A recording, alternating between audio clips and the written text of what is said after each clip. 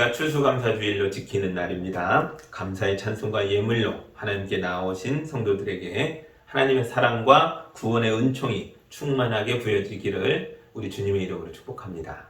이제 예배합니다. 하나님께 예배하는 사람은 영과 진리로 예배해야 합니다. 아멘.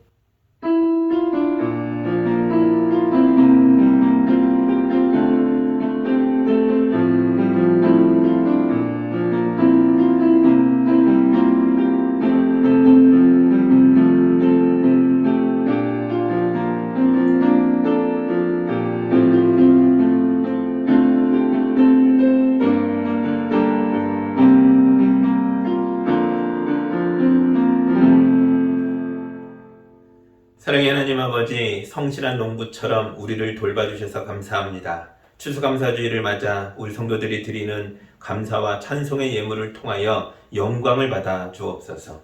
오늘의 거룩한 예배를 통하여 우리 내면의 썩은 부분을 도려내 주시고 우리의 연약한 부분은 치료하여 주셔서 우리 성도들 모두가 하나님의 곳간에 드릴 만큼 충실한 알곡이 되도록 인도하여 주옵소서. 예수님의 이름으로 기도합니다. 아멘. 찬송가 587장 함께 찬양하겠습니다.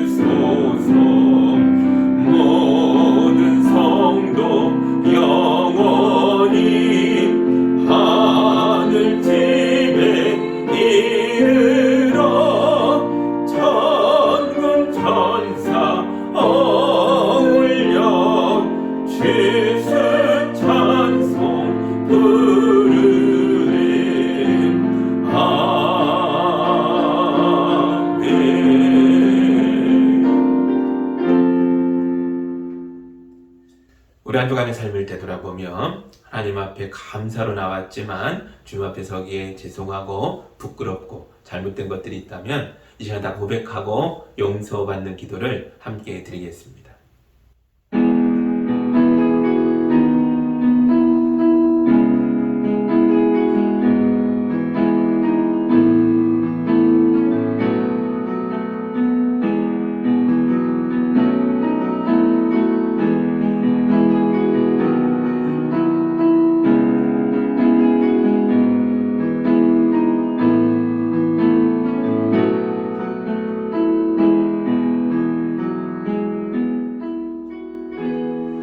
사랑의 하나님 아버지, 졸지도 주무시지도 않으시며 눈동자도 깜빡이지 않는 모습으로 우리를 지켜주셔서 감사합니다.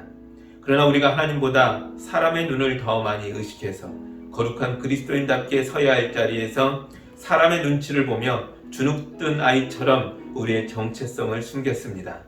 말씀에 순종하며 믿음으로 실천해야 할 자리에서 하나님보다 물질을 더 믿었습니다. 사탕 하나 나누지 못하는 어린아이처럼 고집스럽게 내 것을 움켜쥐고 살았습니다. 주여, 주님의 지극한 사랑과 돌봄 속에서도 신앙이 자라지 못하고 독이 있는 붓과일같이 제대로 익지 못한 우리를 불쌍히 여겨 주옵소서. 우리의 메마른 심령을 주님의 말씀으로 두루 파헤쳐 주시고 거룩한 성령으로 물을 부어 주셔서 우리가 결실하는 삶을 살도록 인도하여 주옵소서. 예수님의 이름으로 기도하옵나이다. 아멘. 우리 주님이 주시는 용서와 치유와 화해의 말씀을 들으시기 바랍니다. 그러므로 우리는 확고한 믿음을 가지고 참된 마음으로 하나님께 나아갑시다. 우리는 마음에다 예수의 피를 뿌려서 죄책감에서 벗어나고 맑은 물로 몸을 깨끗이 씻었습니다. 아멘. 용서받은 예배자의 모습으로 우리 신앙을 사도신경으로 함께 고백하겠습니다. 나는 전능하신 아버지 하나님 천지의 창조주를 믿습니다. 나는 그의 유일하신 아들 우리 주 예수 그리스도를 믿습니다. 그는 성령으로 잉태되어 동정녀 마리아에게서 나시고 본디오 빌라도에게 고난을 받아 십자가에 못 박혀 죽으시고 장사된 지 사흘 만에 죽은 자 가운데서 다시 살아나셨으며 하늘에 오르시어 전능하신 아버지 하나님 우편에 앉아 계시다가 거기로부터 살아있는 자와 죽은 자를 심판하러 오십니다. 나는 성령을 믿으며 거룩한 공교회와 성도의 교제와 죄를 용서받는 것과 몸의 부활과 영생을 믿습니다. 아멘. 찬송가 301장 우리 함께 찬양하겠습니다.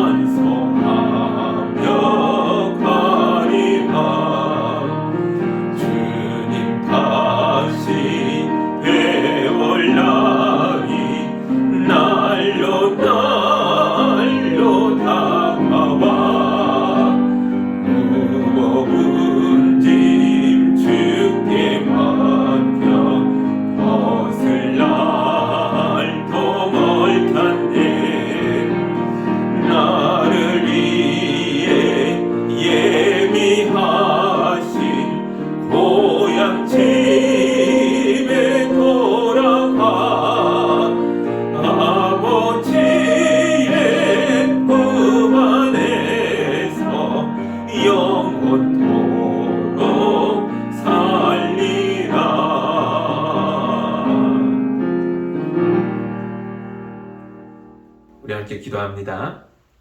사랑의 하나님 아버지, 우리를 추수감사주일로 예배하도록 인도하여 주셔서 감사합니다. 지난 한 해를 돌아보니 모든 것이 어려웠던 시간들 속에서 주님이 우리를 지켜주시고 돌봐주셨다는 것을 발견합니다. 주여, 우리 성도들이 뜨거운 마음으로 올려드리는 감사의 고백을 받아 주옵소서. 그러나 주여, 우리 성도들 가운데 아직 풀리지 않은 문제를 붙들고 씨름하는 분들도 많이 있습니다. 주님의 강한 팔로 우리를 붙들어 주시고 주님의 능력의 손으로 우리 성도들의 삶에 개입하여 주셔서 올해가 가기 전에 모든 문제가 다 해결받도록 도와주시옵소서. 주여, 우리나라와 우리 민족 가운데도 많은 어려움이 있습니다. 치열하게 경쟁하는 세상에서 사랑과 정의 넘치던 우리 민족이 각박해지고 사나워지고 매몰차졌습니다. 주여, 예수님의 사랑을 우리 안에 충만하게 부어주셔서 지치고 무너져가는 세상을 치유하는 나라가 되도록 인도하여 주옵소서. 주여, 우리 어린 자녀들이 이 땅에 심겨진 주님의 거룩한 씨앗들인 줄 믿습니다. 부모들과 우리 교회에 힘을 주셔서 주님이 허락하신 귀한 자녀들을 잘 양육할 수 있도록 도와주옵소서. 우리 자녀들이 하나님의 나라와 이 세상을 치유하는, 이 땅을 돌보는 큰 나무들로 자랄 수 있도록 축복하여 주옵소서. 주여, 수능이 끝났지만 수험생들의 입시 경쟁은 이제부터 시작입니다. 우리 자녀들에게 꿈과 비전을 주셔서 우리 아이들이 하나님으로부터 부여받은 사명을 펼칠 수 있는 학교와 학과로 잘 진학할 수 있도록 그들의 앞길을 도와주시옵소서. 주여, 우리에게 풍성한 은혜를 허락해 주셔서 가정과 교회와 이웃을 돌보는 힘이 넘치도록 하여 주옵소서. 오늘의 추수감사절의 기쁨이 교회 밖으로 흘러나가 우리 이웃에게도 전해지게 하여 주시고, 국경을 넘어 북한에 전해지게 하여 주시고, 바다를 넘어 세계 각국에서 사역하는 성도사님들과 선교 현장의 모든 이들에게도 아름답게 전해지게 하여 주옵소서. 우리의 목자이시며 우리 교회의 머리이신 예수 그리스도의 이름으로 기도하옵나이다. 아멘.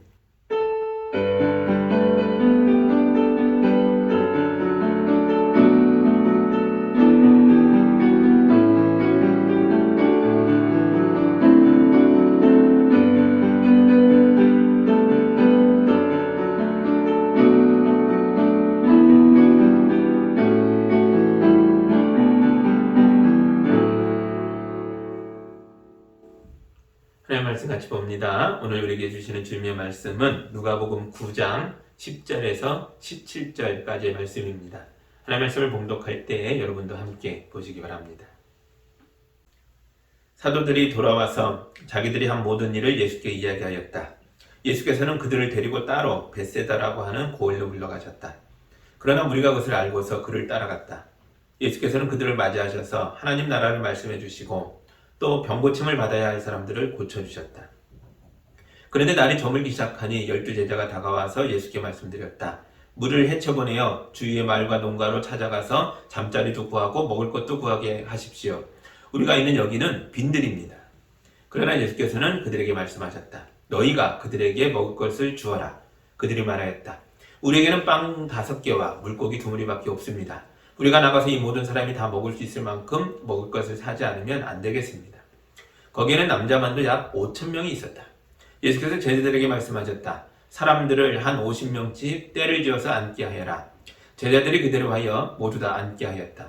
예수께서 빵 5개와 물고기 2마리를 손에 들고 하늘을 우러러 쳐다보시고 그것들을 축복하신 다음에 떼어서 제자들에게 주시고 무리 앞에 놓게 하셨다.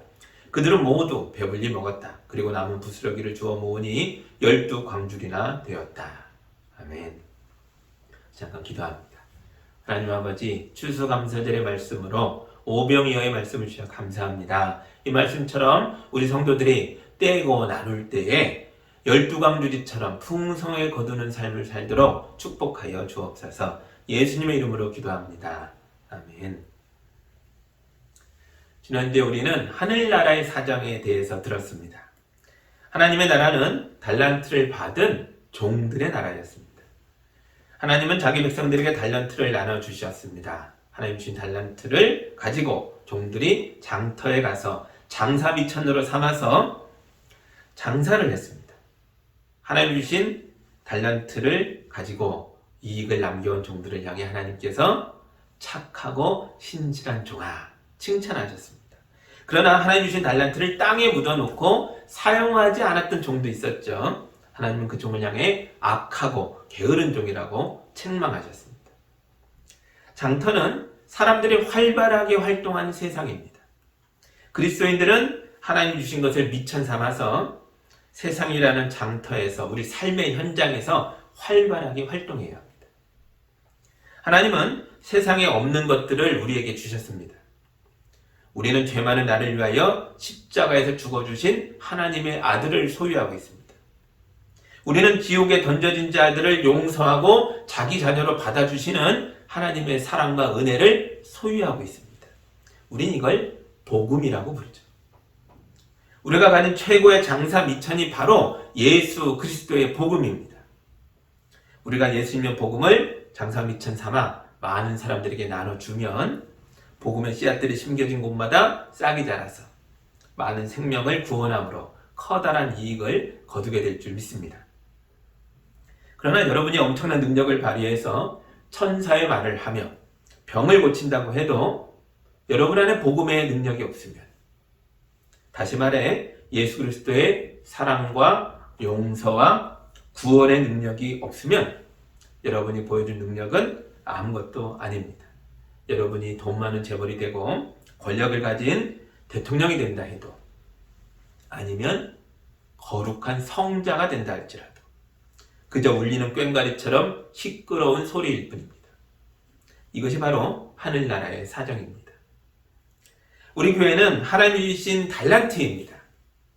우리 교회가 예수님의 사랑과 용서와 구원의 능력을 세상에 심고 나누고 거두어 갈 때에 우리 교회는 복음의 이익을 많이 남기는 교회가 될 것이고, 하나님이 착하고 신실하다고 칭찬하는 교회가 될 줄 믿습니다. 우리 자녀는 하나님 주신 달란트입니다. 부모가 자녀들에게 하나님의 복음을 심어서 우리 자녀들이 하나님의 거룩한 백성으로 성장하게 되면 하나님은 그 부모를 향해 착하고 신실한 종이라고 칭찬하실 것입니다. 이것이 바로 하늘나라의 사정입니다. 우리가 하늘나라의 사정을 살피지 않으면 자꾸 땅의 사정에 빠져들게 된다 그랬죠. 개인의 욕심에 이끌리게 되고 하나님의 것을 가지고 자꾸 내 것인 것처럼 착각하게 되고 하나님의 말씀이 아니라 내 생각으로 살게 됩니다. 그게 바로 악하고 게으른 종이었습니다. 여러분이 가진 은사와 능력과 복음을 여러분의 삶의 현장에 심으십시오. 내 가족과 이웃에게 예수님 주신 사랑과 용서와 은혜와 생명을 나누어 주십시오. 여러분이 올 한 해 동안 심고 가꾸었던 모든 것들이 풍성하게 결실하게 되기를 주님의 이름으로 축복합니다. 아멘. 오늘 우리가 읽은 누가복음의 말씀도 지난주의 말씀과 동일한 내용입니다. 두 말씀 사이에 차이가 있다면 하나는 이론편이고 하나는 실천편인 거죠. 지난주의 달란트 이야기는 하늘나라의 사정을 설명하기 위한 비유의 말씀이었습니다.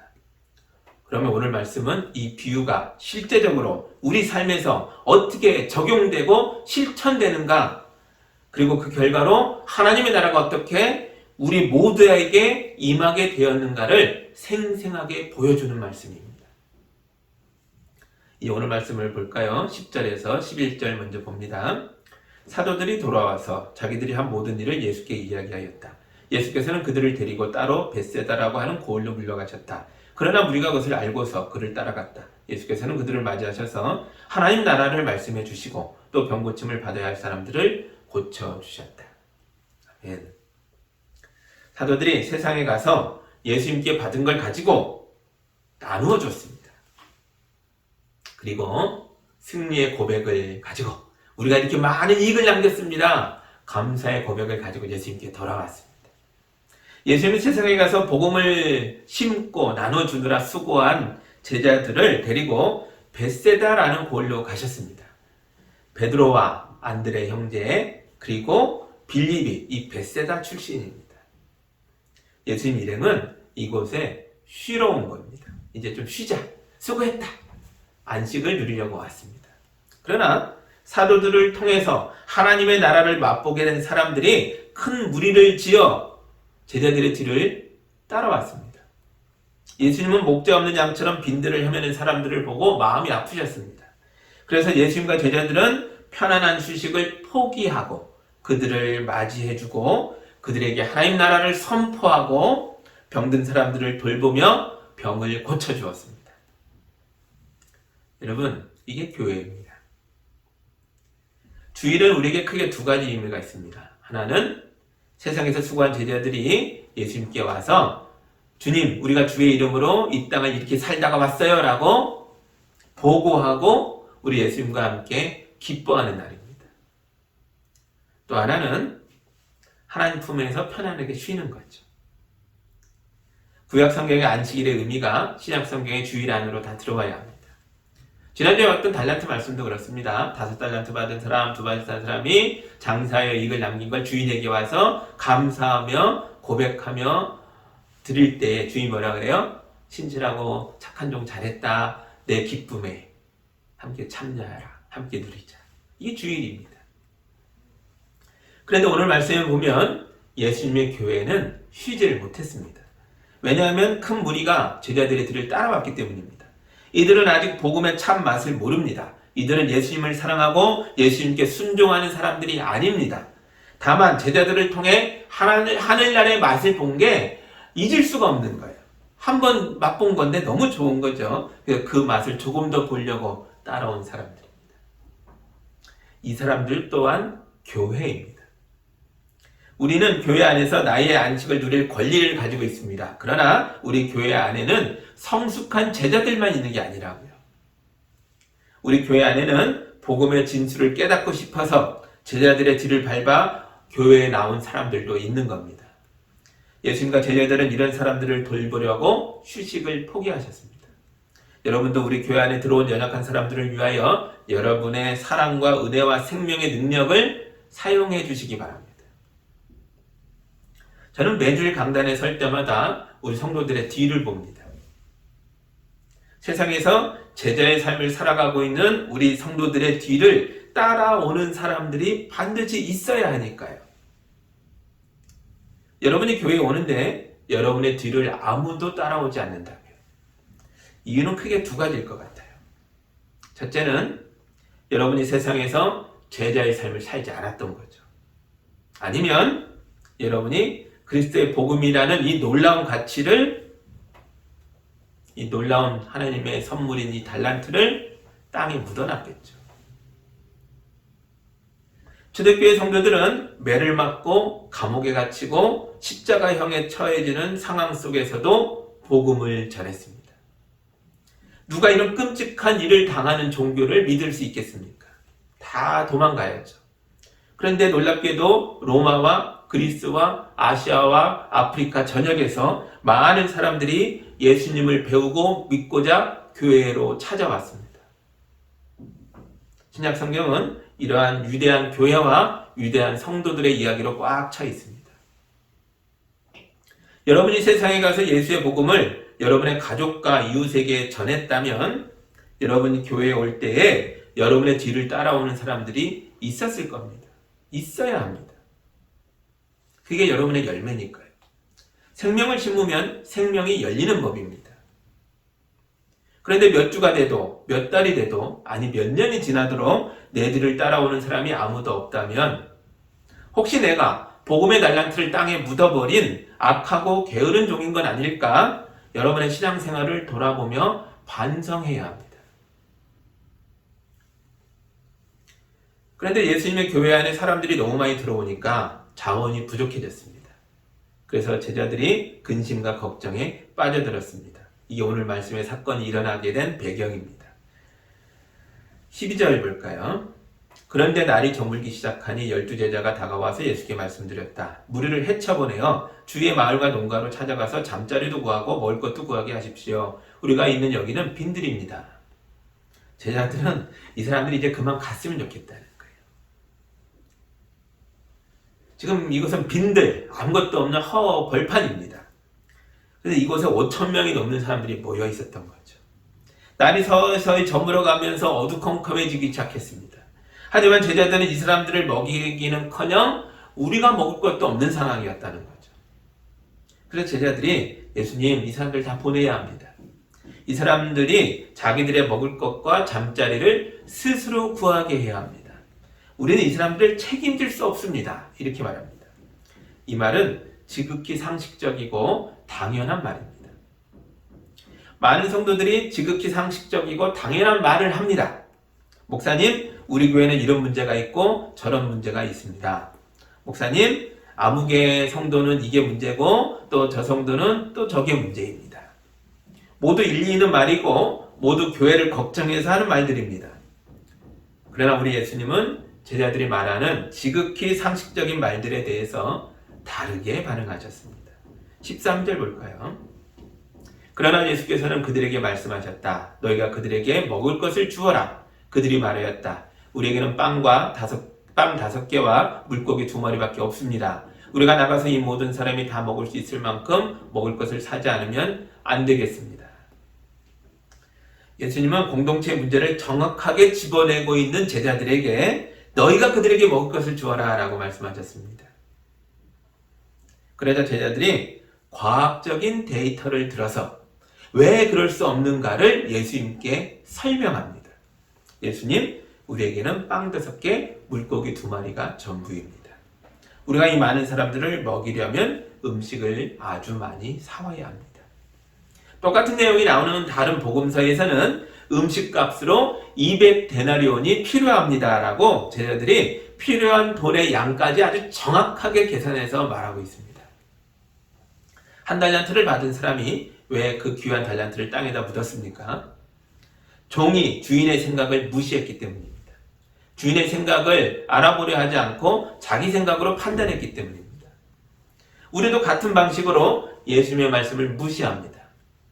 너희가 먹을 것을 주어라. 이게 예수님의 말씀입니다. 그런데 우리의 상식으로는 예수님이 틀렸습니다. 그래서 우리가 왜 예수님의 말씀을 순종할 수 없는지에 대해서 장황하게 설명합니다. 예수님 뭘 모르시네요. 제 말을 잘 들어보십시오. 이 사람들은 5,000명입니다. 5,000명. 숫자도 못 세세요. 5,000명입니다. 근데 우리가 가진 건 빵 5개, 물고기 2마리예요. 이걸로 5,000명을 어떻게 먹입니까? 불가능합니다. 아직도 이해가 안 되세요? 5,000명을 먹이려면 빵을 사와도 200데나리온어치는 사와야 합니다.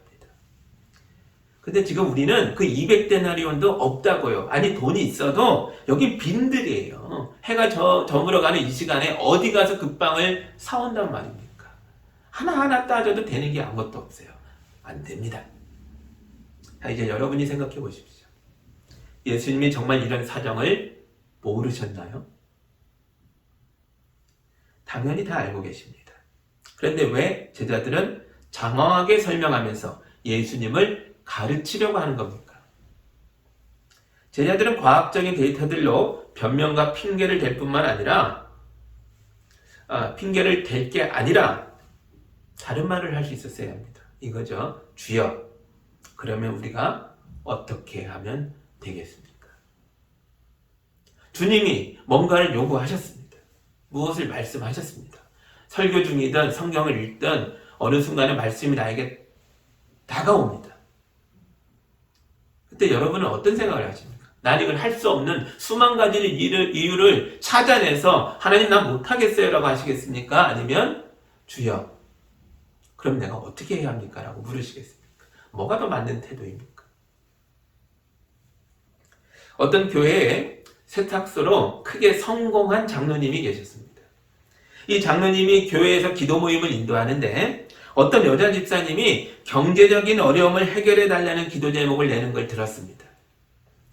벌써 몇 년째 똑같은 기도 제목을 냈기 때문에 장로님이 마음이 괴로워서 오랫동안 기도하시고 큰 결심을 한 다음 그 집사님을 만났습니다. 집사님, 지금 당장 가서 10평짜리 가게 하나를 월세로 얻으세요. 재봉틀은 제가 사드리겠습니다. 그 기계로 바짓단 줄이는 것부터 시작하세요. 여자 집사님이 놀란 토끼 눈을 해가지고 이렇게 말합니다. 장로님, 저는 재봉틀을 쓸 줄 몰라요. 한 번도 안 해봤어요. 바짓단 줄이는 것도요, 해본 적이 없어요. 집사님, 제가 가르쳐 주겠습니다. 우리 가게로 들어오는 바지들을 집사님께 맡기겠습니다. 그러니 하나하나 배워 나가면 됩니다. 장로님, 10평짜리 가게를 어디서 얻어요? 월세는 또 어떻게 내냐고요? 지금 제가 가진 돈이 얼마 없어요. 저는 성격이 꼼꼼하지 못해서 바느질을 잘 못해요. 이 여자 집사님은 장로님에게 자기가 왜 그 일을 할 수 없는지에 대해서 아주 장황하게 설명합니다. 온갖 이유를 다 끌어오다 보니까 자기 성품의 이야기도 하고 집안 형편도 얘기하고 할 수 있는 얘기를 다 하면서 못하는 이유들을 대고 있습니다. 그렇게 그 집사님은 하나님이 보내신 도움의 손길을 거절한 겁니다. 그래서 그 집사님은 지금도 자기가 왜 가난한지를 알지 못한 채로 매일 하나님의 도움을 구하는 기도만 하고 있는 거죠. 마태복음 22장에서 예수님이 말씀하시기를 하늘나라는 자기 아들의 혼인잔치를 베푼 어떤 임금님과 같다 하셨습니다. 임금님이 아들의 혼인잔치에 많은 사람을 초청했습니다. 그런데 사람들이 온갖 핑계를 대면서 임금님의 초대를 거절합니다. 내가 어제 소를 샀는데 그 소가 일을 잘하나 못하나 시험해 봐야 합니다. 나는 밭을 샀는데 그 밭을 좀 보러 가야 합니다. 나는 장사하러 갑니다. 나는 어제 결혼을 했는데 왕의 잔치에 가느니 아내와 있어야 하는 게 맞지 않겠어요? 못 갑니다. 다 맞는 소리예요. 이 사람들의 핑계 중에 틀린 이야기가 하나도 없다고요. 그런데 초청한 사람들이 오지 않자 임금님이 화가 나셨습니다. 너희는 가서 길거리에 있는 사람들을 아무나 데려와라. 내가 처음 초대했던 사람들 중에서는 아무도 내 천국잔치를 맛볼 수 없을 것이다. 사람들이 하늘나라의 혼인잔치를 거절한 이유는 합리적이고 과학적이고 합당한 이유들이 그 안에 들어 있습니다. 그러나 우리 예수님은 지금 그 모든 이유들보다 하늘나라가, 하나님 나라가 더 중요하다 말씀하고 계시는 겁니다. 사람들이 하나님의 영광과 능력을 보지 못하고 하늘나라의 기쁨과 즐거움을 누리지 못하는 것은 핑계를 대기 때문입니다. 여러분, 하나님의 은혜와 축복을 받고 싶으세요? 그러면 순종이 제사보다 낫고 말씀을 따르는 것이 순양의 기름보다 낫다는 말씀을 기억하시기 바랍니다. 오늘 말씀에서는 다행스럽게도 제자들의 핑계가 오래가지 않았습니다.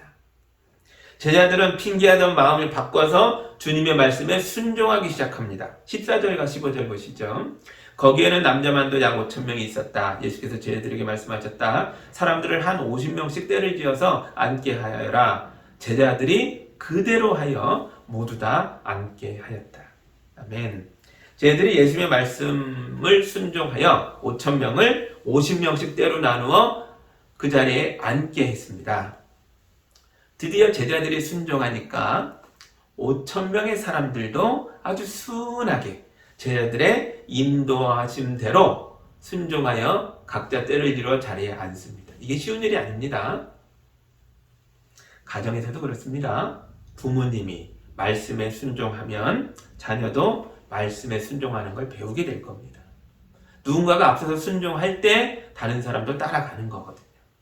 부모님이 예배에 집중하면 자녀도 예배에 집중하는 걸 배우게 될 겁니다.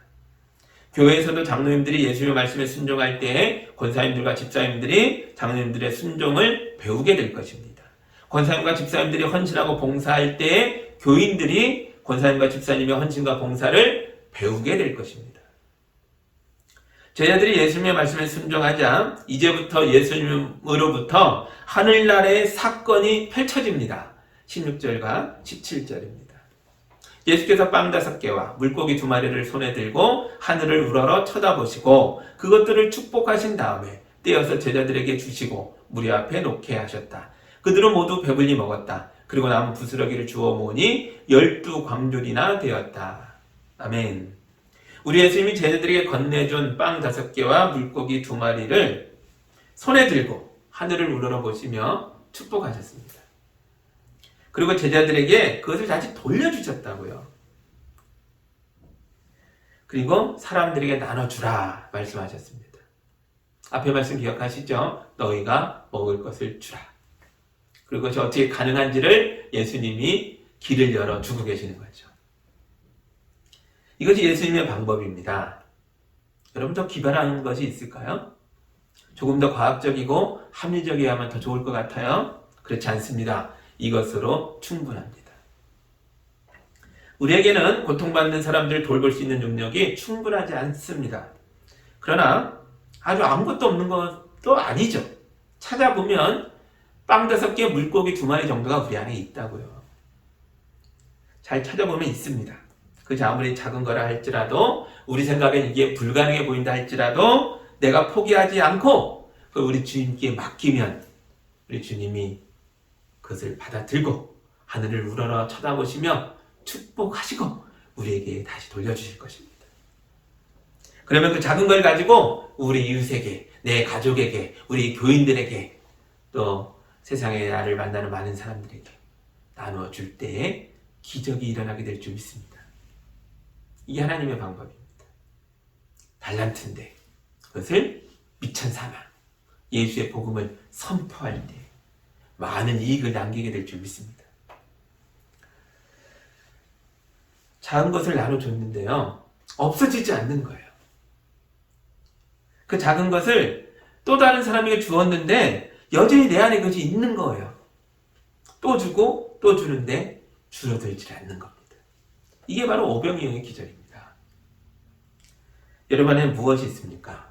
작은 친절이 있어요? 그러면 그걸 가지고 우리 교회를 찾아오는 사람들을 따뜻하게 환영해 주십시오. 또 무엇이 있어요? 사람들의 이야기를 침착하게 잘 들어줄 수 있는 능력이 있으십니까? 그걸 가지고 고난당하는 사람들 곁에 가서 이야기를 들어주십시오. 맛있게 음식을 만들 수 있는 힘이 있으세요? 그런 기술과 재주와 능력이 있으세요? 심으십시오. 성도들을 위해서 뭔가를 만들고 나누는 걸 기뻐하십시오. 그러면 여러분의 쌀독에서 절대로 쌀이 떨어지지 않을 것입니다. 이것이 바로 하나님의 교회가 일하는 방법입니다. 우리 교회는 예산이 적어서 이웃을 풍성하게 돌볼 힘이 좀 부족합니다. 그러면 하지 말아요? 아니죠. 할 수 있는 만큼 하는 겁니다. 안 하는 것보다 할 수 있는 걸 하는 건 하늘과 땅만큼 큰 차이가 이루어지게 될 것입니다. 할 때 하나님이 또 하게 하실 거니까요. 우리가 무엇을 이웃과 나누기 전에 여러분이 먼저 해야 할 일이 있습니다. 먼저 우리 주님께 맡기는 거죠. 여러분의 작은 친절과 잘 들어줄 수 있는 능력과 또 배고픈 사람을 먹일 수 있는 그 손길을 주님께 먼저 드려서 주님이 그것을 들고 하늘 우러러 감사하시며 축복하신 다음에 주님의 말씀을 쫓아 그 능력을 사용하시기 바랍니다. 그래야 풍성하게 남게 됩니다. 이번 주는 추수감사주를 맞아서 3년 만에 공동 식사를 하려고 합니다. 지난 주일에 교인들에게 각자 자기 도시락을 싸오라고 광고했습니다. 그리고 그 모든 도시락을 펼쳐놓고 함께 나누어 먹을 것입니다. 우리 모두가 넉넉하게 먹고 마시고 즐거워하면서 오늘 말씀의 오병이어의 기적을 실제로 체험하게 될 줄 믿습니다. 하나님 나라의 풍성함은 여러분이 무엇을 상상하셨던지 간에 그 이상입니다. 나눠주고 나눠주던 제자들 자신들에게 이 축복이 돌아오는데요. 오늘 말씀에 그래요. 오히려 12광줄이나 남았다. 여러분도 예수의 이름으로 교회와 가정에서 또 세상에서 이웃을 먹이고 먹이다 보면 문득 나에게도 엄청나게 풍성한 은혜가 넘치게 흘러 차고 있다는 것을 경험하게 될 줄 믿습니다. 난 하나를 나눴는데 나에게 12광주리가 임하는 겁니다. 이것이 바로 하나님 나라의 풍성함입니다. 여러분 모두가 나눠주고 또 나눠주면서도 마르기는커녕 오히려 12광주리처럼 더 풍성해지는 축복받은 하나님 나라의 백성으로 살아가기를 우리 예수님의 이름으로 축복합니다. 아멘. 함께 기도합니다. 하나님 감사합니다. 추수감사주일을 맞아 하나님께 귀한 예물을 가지고 나온 성도들을 복되게 하여 주옵소서. 우리 성도들의 삶을 주님께 바쳤습니다. 우리 성도들이 여러 가지 하나님 주신 달란트들을 가지고 이웃과 나누고자 합니다. 이 시간 주의 거룩한 손을 얹어 복되게 하여 주시고 풍성히 나눌 때에 더 놀라운 하늘나라의 풍성함으로 우리 성도들을 채워 주시옵소서. 예수님의 이름으로 기도합니다. 아멘.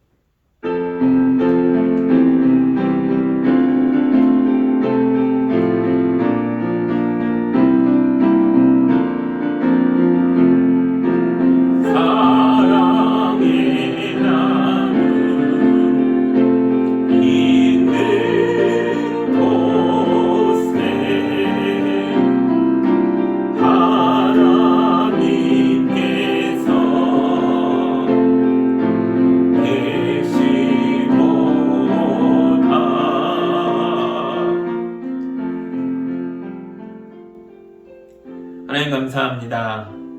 주님께서 우리를 이 땅에 심으시고 우리에게 물을 부어주시고 말씀으로 채워주시고 먹이셔서 이만큼 성장하도록 인도해 주셔서 감사합니다. 우리 성도들 농부의 손길을 따라 잘 자란 곡식처럼 하나님의 손길 속에서 장성한 나무가 되어 풍성한 열매를 결실하며 살도록 인도하여 주옵소서. 주님이 부으신 놀라운 은혜와 축복에 감격하여 귀한 예물들을 올려드렸습니다. 주님께서 이 예물들을 영광으로 흠양하여 주시고 예물을 통해 주님의 교회를 세우시고 우리 이웃들에게 배고픈 자들을 먹이는 하나님의 능력이 되게 하여 주시며 어려운 사람들을 돌보고 눈물을 닦아주며 세우는 역사가 되게 하여 주시고 땅끝까지 흘러가 주님을 모르는 백성들에게 주님의 말씀을 선포하는 성도 사람들을 돕고 선교지의 교회들을 풍성케 하는 일에 거룩하게 쓰이게 하여 주옵소서. 그리고 다시 우리 성도들에게 돌아와 12강주리처럼 차고 흘러넘치는 복이 되도록 인도하여 주옵소서. 예수님의 이름으로 기도합니다. 아멘.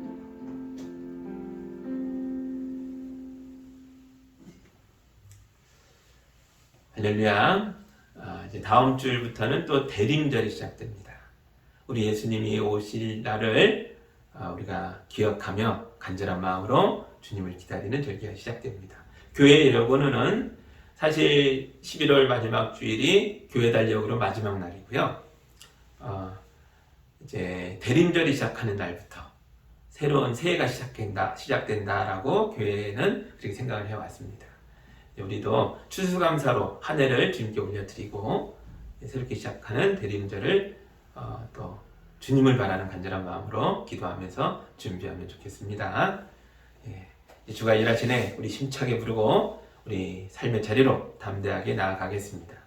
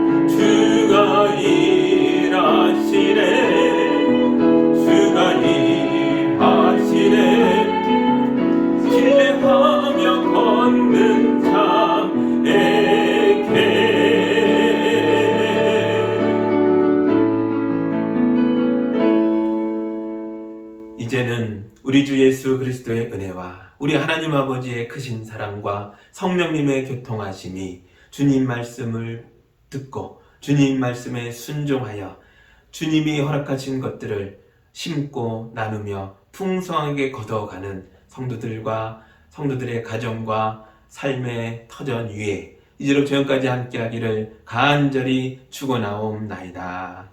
아멘.